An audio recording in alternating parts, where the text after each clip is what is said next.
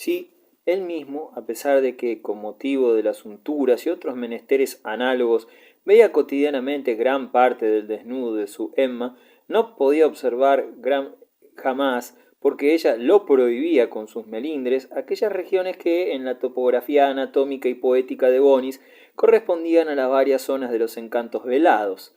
En estas zonas era donde él había visto sorpresas, inesperados florecimientos, una especie de otoñada de atractivos musculares con que no hubiera soñado el más optimista.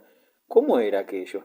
Bonis no se lo explicaba, porque aunque filósofo como él solo, amigo de reflexionar despacio y por sus pasos contados sobre todos los sucesos de la vida, importáranle o no, era de esos pensadores que tanto abundan que no hacen más que dar vueltas a ideas conocidas, alambicándolas, pero no descubría, no penetraba en regiones nuevas, y en suma, en punto a sagacidad para encontrar el porqué de los fenómenos naturales o sociológicos, era tan romo como tantos y tantos filósofos célebres que, en resumidas cuentas, no han venido a sonsacarle a la realidad burlona ninguno de sus utilísimos secretos. Mucho discurrió Bonifacio, pero no logró dar en el quid de que su mujer, dándose por medio difunta, tuviese aquellas reconditeces nada despreciables, aunque pálidas y de una suavidad que, al acercar la piel a la condición del raso, la separaba de ciertas cualidades de la materia viva. Parecía así como si entre el algodón en rama, los ungüentos y el tibio ambiente de las sábanas perfumadas hubiesen producido una artificial robustez, carne falsa, en fin.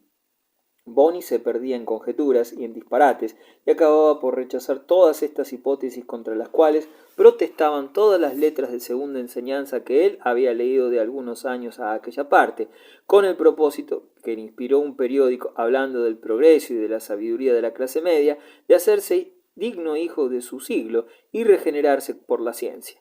No, no podía ser. Todas las leyes físico-matemáticas se oponían a que el algodón en rama fuera asimilable y se convirtiera en fibrina y demás ingredientes de la pícara carne humana. No hay para qué seguir a Bonis en sus demás conjeturas, sino irse a lo cierto directamente. Cierto era, muy cierto, que Emma había amenazado ruina, que sus carnes se habían derretido entre desarreglos originados de sus malandanzas de madre frustrada, influencias nerviosas, aprensiones pseudohigiénicas, medidas y cavilaciones, rabietas y falta de luz y de aire libre, pero también era verdad que no faltaba fibra al cuerpo eléctrico de aquella Euménide, que sus nervios se agarraban furiosos a la vida, enroscándose en ella, y que al cabo el estómago, llegando a asimilar las buenas carnes y los buenos tragos produciendo sano influjo, habían dado eficacia al renaciente apetito, y la salud volvía a borbotones inundando aquel organismo intacto a pesar de tantas lacerías.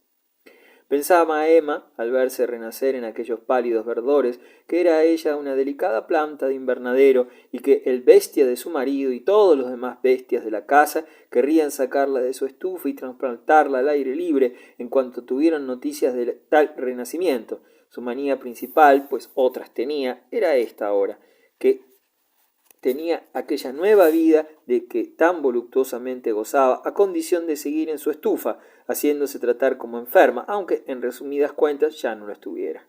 Además, con las nuevas fuerzas habían venido nuevos deseos, de una voluptuosidad recóndita y retorcida, enfermiza, extraviada, que procuraba satisfacerse en seres inanimados, en contactos, olores y sabores que, lejos de todo bicho viviente, podían ofrecerle como adecuado objeto las sábanas de batista, la cama caliente, la pluma, el aire encerrado en fuelles de seda y el suelo mullido, las rendijas de las puertas herméticamente cerradas, el heno, las manzanas y cidrones metidos entre la ropa, el alcanfor y los 100 olores de que sabía ya Celestina. Como un descubrimiento saboreado, Emma, la delicia de gozar con los 3 sentidos a que en otro tiempo daba menos importancia como fuentes de placer.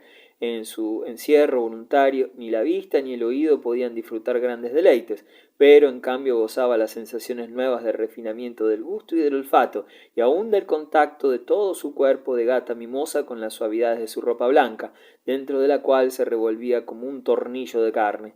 En los días en que sus aprensiones, mezcladas con su positiva enfermedad nerviosa, la habían puesto en verdadero peligro, camino de la muerte, por la debilidad no combatida, había llegado a sentir una soledad terrible, la de todo egoísta que presiente el fin de su vida, todas las cosas y todos los hombres la dejaban morirse sola, irse con Dios, y con doble vista de enferma adivinaba el fondo de la indiferencia general, la proximidad del peligro.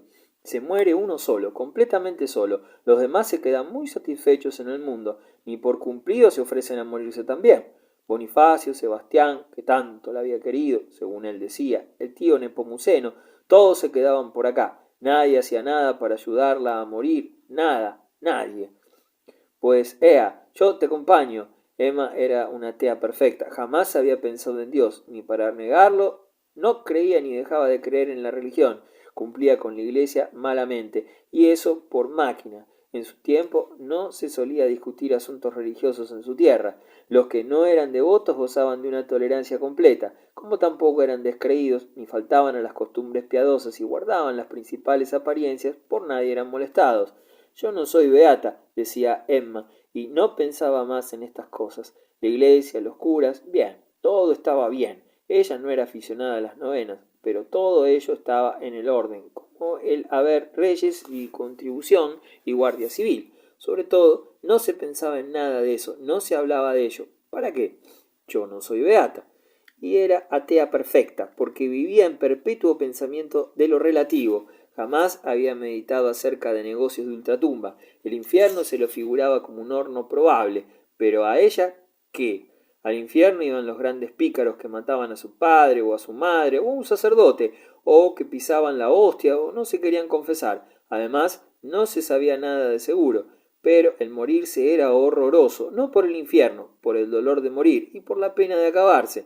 Sí, de acabarse, sin pensar en la contradicción de su condición íntima con el dogma del cielo y el infierno. Emma veía con toda seriedad, con íntima convicción, con la conciencia de su propio espanto, el aniquilamiento doloroso en la tumba, y, poco amiga de discernir, no se paraba a separar lo racional de lo imaginado, y así algo también sentía la muerte, por las paletadas de cal y por la tierra húmeda y la caja cerrada, y el cementerio solo, y la eternidad oscura. Sin ver esta otra contradicción, padecía con la idea del aniquilamiento y la imagen de la sepultura, pensaba en la muerte con ideas de vida, y de vida ordinaria, usual, la de todos los días, la de su vulgar existencia, y el horror del contraste crecía con esto. Ni una vez sola se le ocurrió encomendarse a ningún santo, ni ofreció nada a la Virgen ni a Jesús por si sanaba. La primera energía que tuvo al convalecer la empleó en sonreír, con terrible sonrisa de resucitada, a un propósito firme y endiablado. Su tremendo egoísmo de convaleciente, mundano, prosaico y rastrero, se agarró a la resolución inconmovible de vengarse de los miserables parientes que le iban a dejar morirse sola. Emma, como la mayor parte de las criaturas del siglo, no tenía vigor intelectual ni voluntario, más que para los intereses inmediatos y mezquinos de la prosa ordinaria de la vida. Llamaba poesía a todo lo demás, y sólo tenía por serio, en resumidas cuentas, lo bajo, el egoísmo diario, y sólo para eso sabía querer y pensar con alguna fuerza. Tal espíritu era más compatible con aquel romanticismo falso y aquellas extravagancias fantásticas de su juventud, de lo que ella misma hubiera podido figurarse, a ser capaz de comparar el fondo de su alma mezquina con el fondo de los ensueños de sus días de primavera. El renacimiento de su carne lo guardaba como un secreto, era un hipócrita de la salud, seguía fingiendo achaques corporales como si fuese virtud el tenerlos. Eufemia, su doncella, era confidente parcial de sus engaños, como una trampa que hiciera a todos los suyos. Emma saboreaba a solas con su criada los pormenores de aquel fingimiento.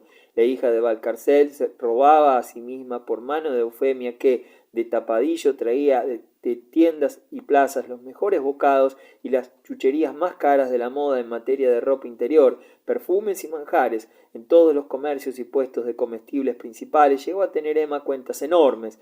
Ni el tío Nepomuceno, ni Bonis, ni Sebastián sospechaban que existiera aquel agujero que iba ella haciendo con las uñas en el fortunón que ellos tal vez habían creído heredar de un día a otro.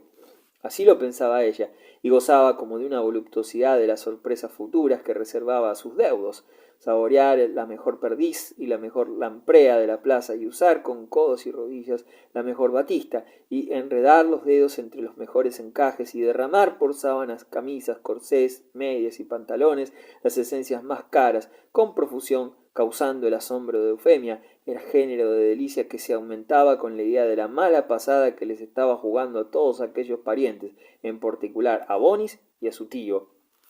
Don Nepo, se decía a ellas solas, sonriendo con malicia, róbeme usted, róbeme, que yo tampoco me descuido. Aunque entregada por completo a la vida material, no tenía el menor instinto de conservación de la fortuna, no había pensado jamás en el origen de su dinero, creía vagamente que el capital de que gozaba era una fuente inagotable que estaba en algún paraje misterioso, que no había para qué indagar ociosamente. Allí, entre los papeles del tío, estaba la mina. Él se quedaría con gran parte del filón, pero ¿qué importaba? No valía la pena de echar cuentas, desconfiar, administrar por sí misma. Absurdo. Por lo visto, había para todo. Él robaba, ella también, le engañaba, y el mejor día vendrían a casa unas cuentas que le dejarían patidifuso al bueno de don Nepo, pues es claro que tenía que pagarlas. Las cuentas ya habían venido y algunas se habían pagado. Don Juan Nepomuceno seguía con Emma la misma conducta que con Bonis, desde que cada cual por su lado se habían entregado a la prodigalidad, como él se decía. La de Emma sí era prodigalidad verdadera, aunque no lo parecía. Para ella era como la sensación de un lujo extravagante, la pereza que sentía el echar cuentas y atar corto a Nepomuceno. Comprendía que él hacía su agosto con el caudal de su sobrina, que iba pasando a poder del administrador gran parte del capital administrado, pues bien claro estaba que todos los días don Juan hablaba de sus propias rentas, que por milagros de la suerte o por bondad de la providencia prosperaban, y todos los días también hablaba de las desventuras sin cuento que caían sobre los predios de los Barcalcel y la parte de su capital colocada en manos industriosas de España y del extranjero. Las minas de hierro y de carbón que empezaban a explotarse en aquella provincia por entonces daban 1000 chascos a cada momento, y no pocos de ellos redundaron en perjuicio de las acciones de Emma que Nepomuceno había comprado, siempre diligente en el cuidado de la hacienda de su antigua pupila. Pero, oh casualidad portentosa y fijeza de los hados, las minas en que tenía el mismo don Juan sus miserables ahorrillos no quebraban, dejaban un rédito sano y constante. En montón comprendía Emma que todo aquello significaba que la robaba el tío, y aquí estaba lo que ella entendía por lujo refinado. No le importaba y le dejaba hacer, le dejaba robar, prefiriendo no calentarse los cascos calculando lo caro que les haría este placer de no meterse a pedir cuentas, ni a reñir por cuestión de cochavos, ella que improvisaba una berrina a grito pelado sobre motivos de un caldo demasiado caliente. Mas notaba Emma con una extraña delicia y cierta vanidad por lo que ella creía su espíritu singular, único, notaba una complacencia como la de sentir cosquillas inaguantables capaces de ponerla enferma en tolerar y hasta hurgar las flaquezas del prójimo, siquiera en algo la perjudicasen. El descubrimiento de la maldad ajena la embelesaba, le enorgullecía y la animaba a abandonarse a sus perversiones caprichosas. Además, tenía los sentidos y el gusto muy afinados para saborear y discernir la belleza que hay en la energía y en la habilidad del mal. Un pícaro gracioso, redomado, hábil y suelto para sus picardías le parecía un héroe. Luis Candelas, según se lo presentaban librotes de imaginación muy populares, era un héroe con quien hasta soñaba, leía con avidez las causas célebres y reservaba toda su compasión para los criminales en capilla. Para los delitos de amor su lenidad era infinita, y si bien en los días en que la debilidad la tuvo tan postrada que sintió como la conciencia física de un agotamiento de deseos y facultades sexuales, miraba con desprecio y repugnancia y hasta ira todo lo que se refiriese a respetar, consagrar y propagar el amor, cuando se vio renacer dentro de su pálido pellejo, suave y fofo, volvió a su ánimo aquella piedad sin límite por las flaquezas amorosas y la admiración para todos los grandes atrevimientos y extravagancias de este orden, especialmente si eran hembras las que llevaban a cabo tales osadías. De su tío Nepomuceno sabía por murmuraciones del primo Sebastián y de Eufemia que tenía una pasión de viejo por una alemana, hija de un ingeniero industrial, Mr. Corner, químico notable que había venido a ciertos trabajos metalúrgicos. Sin duda el tío quiere hacerse rico a toda trance y pronto para seducir con su fortuna, ya que no puede con sus patillas cenicientas, a la hija de ese alemán.